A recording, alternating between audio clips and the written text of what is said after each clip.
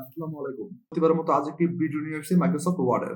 আজকের এই ক্লাসটির ভিতরে আমি আপনাদেরকে একটি টপিক দেখাবো। আপনারা অবশ্যই ভিডিওটি দেখবেন, তাহলে আপনারা অবশ্যই শিখতে পারবেন কিভাবে এই টপিকটা আমরা এখানে ব্যবহার করতে পারি। দেখুন, আমরা মাইক্রোসফট ওয়ার্ডে আমরা এখানে একটি ডকুমেন্ট তৈরি করা আছে। সেখানে দেওয়া আছে আমাদের এখানে আইটেম প্রাইস দেওয়া আছে। দেখুন, এখানে আমরা কম্পিউটার, মাউস, সিপিইউ, মনিটর আমরা এগুলো নিয়েছি।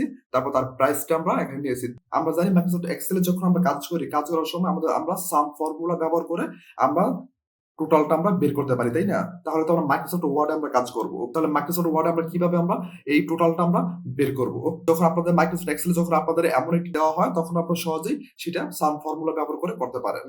তাই না? টোটালটা আপনারা সাম ফর্মুলা ব্যবহার করে টোটালটা আপনারা বের করতে পারেন। কিন্তু আমাদেরকে মাইক্রোসফট ওয়ার্ডে এখানে দিয়েছে।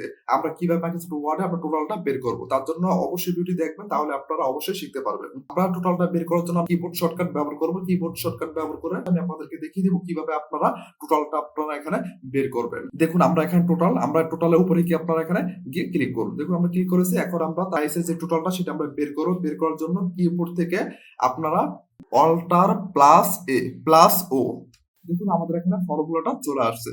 যদি আপনাদের অল্টার প্লাস এ প্লাস ও যদি একবার ক্লিক করার পর যদি না আসে, তাহলে আপনি লাস্ট যে ও আছে ও আপনি দুইবার ক্লিক করবেন। অল্টার প্লাস এ বাটনটা ঠিকই রাখবেন।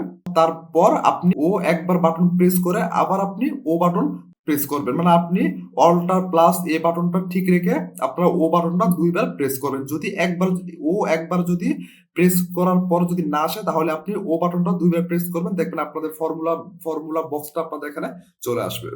আসার পর দেখুন এখানে সবকিছু ঠিক থাকবে। তারপর দেখুন এখানে আছে ওকে। আপনারা গিয়ে এখানে ওকের উপরে গিয়ে এখানে ক্লিক করুন। দেখুন, ক্লিক করার পর দেখুন আমাদের এখানে যে টোটালটা সেই টোটালটা আমাদের এখানে চলে আসছে। আপনারা এটা আপনার প্রাইসটা একটু টোটালটা আপনি হিসাব করেন। হিসাব করে দেখুন আমাদের এখানে যে টোটালটা সম্পূর্ণ যে টোটালটা সেই টোটালটা আমাদের এখানে চলে আসছে।